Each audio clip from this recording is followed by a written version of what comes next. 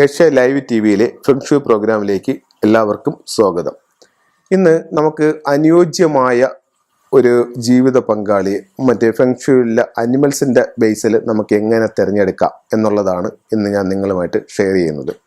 ഇത് ഞാൻ ഒത്തിരി വീടുകൾ കൺസൾട്ട് ചെയ്തപ്പോഴത്തേക്കും അപ്പോൾ അവർ ഇതൊന്നും നോക്കിയിട്ടല്ല ചെയ്താക്കുന്നത്. പക്ഷേ ഈ ഒരു ഓർഡറിൽ വന്നിരിക്കുന്ന കപ്പിൾസ് അവർ വളരെ ഐക്യത്തോടും സന്തോഷത്തോടും കൂടി ജീവിതം നയിക്കുന്നതായിട്ട് എനിക്ക് കാണാനായിട്ട് സാധിച്ചിട്ടുണ്ട്.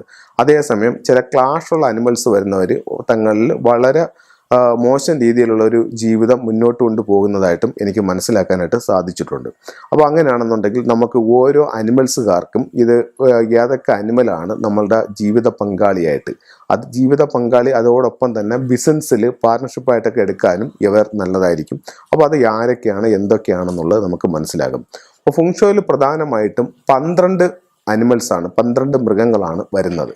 അപ്പം അത് വന്നിട്ട് snake, rooster, ox, dragon, monkey, rat, horse, tiger, dog, boar, sheep, rabbit, ഇങ്ങനെയാണ് 12 അനിമൽസ് വരുന്നത്. ഇതിൽ നമുക്ക് വിവാഹത്തിനായിട്ടും പാർട്ണർഷിപ്പിനായിട്ടും ബിസിനസ് പാർട്ണർഷിപ്പിനായിട്ടൊക്കെ തിരഞ്ഞെടുക്കാൻ പറ്റിയ ഓരോ അനിമൽസ് ആണ്. ഇപ്പോൾ ഉദാഹരണത്തിന് ടൈഗർ അനിമലായിട്ടുള്ള ഒരു വ്യക്തിയെ സംബന്ധിച്ചിടത്തോളം ഹോഴ്സ്, ഡോഗ്, ടൈഗർ ഇവർ മൂന്നും ഈ വിവാഹത്തിനും പാർട്ട്ണർഷിപ്പായിട്ട് എടുക്കാനായിട്ടൊക്കെ നല്ല അനിമൽസ് ആണ്. അപ്പോൾ ആ ടൈഗർ അനിമലായിട്ടുള്ള ഒരു വ്യക്തിക്ക് ഇപ്പോൾ ഹോഴ്സിനെയോ ഡോഗിനെയോ ജീവിത പങ്കാളിയായിട്ട് സ്വീകരിക്കുന്നത് ഫെങ്ഷുയിൽ നല്ലതായിട്ട് കണക്കാക്കുന്നുണ്ട്. അതുപോലെ സ്നേക്ക് അനിമലായിട്ടുള്ളൊരു വ്യക്തിക്ക് റൂസ്റ്ററും ഓക്സും സ്വീകരിക്കാവുന്നതാണ്. അതുപോലെ തന്നെയാണ് ഡ്രാഗൺ അനിമലായിട്ടുള്ളൊരു വ്യക്തിക്ക് മങ്കിയും റാറ്റും സ്വീകരിക്കാവുന്നതാണ്.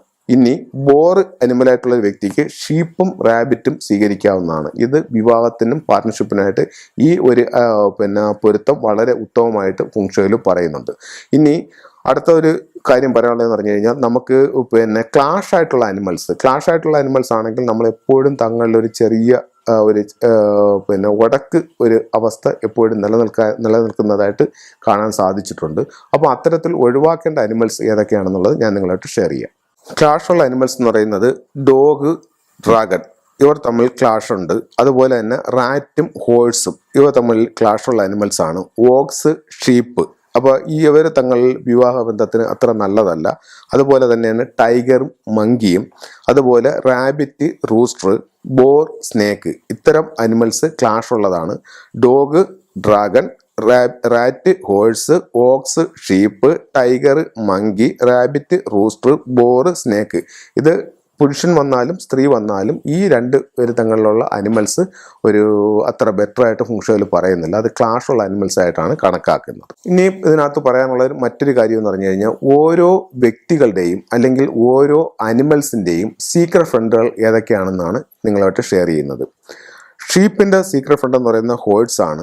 സ്നേക്കിന്റെ സീക്രട്ട് ഫ്രണ്ട് എന്ന് പറയുന്നത് മങ്കിയാണ്. റൂസ്റ്ററിന്റെ സീക്രട്ട് ഫ്രണ്ട് എന്ന് പറയുന്നത് ഡ്രാഗൺ ആണ്. ഡോഗിന്റെ സീക്രട്ട് ഫ്രണ്ട് റാബിറ്റ് ആണ്. ടൈഗറിന്റെ സീക്രട്ട് ഫ്രണ്ട് എന്ന് പറയുന്നത് ബോർ ആണ്. റാറ്റിന്റെ സീക്രട്ട് ഫ്രണ്ട് ഓക്സ് ആണ്. അപ്പം ഇതിൻ്റെ ആനിമൽ കാർഡ് നമുക്ക് വാങ്ങിക്കാനായിട്ട് കിട്ടും. ഇത്തരത്തിലുള്ള ആനിമൽ കാർഡ് വാങ്ങിച്ച് നമ്മൾ പേഴ്സിനകത്ത് സൂക്ഷിക്കുകയാണെന്നുണ്ടെങ്കിൽ നമുക്ക് എന്ത് കാര്യത്തിനും അദൃശ്യമായിട്ടൊരു സപ്പോർട്ടിങ് ഉണ്ടാവും. ഒരു ദോഷപ്പെട്ട സമയമാണെങ്കിലും അതിജീവിക്കാനായിട്ട് ഈ കാർഡ് കൊണ്ട് നമുക്ക് പറ്റുമെന്നാണ് ഫെങ്ഷുയിൽ പറയുന്നത്. ഇത്തരം കാര്യങ്ങൾ നിങ്ങളുടെ ജീവിതത്തിലേക്ക് നിങ്ങൾ മനസ്സിലാക്കി നോക്കൂ. ഒത്തിരി മാറ്റങ്ങൾ നിങ്ങൾക്ക് ഉണ്ടാവുന്നതായിട്ട് മനസ്സിലാക്കാനായിട്ട് സാധിക്കും.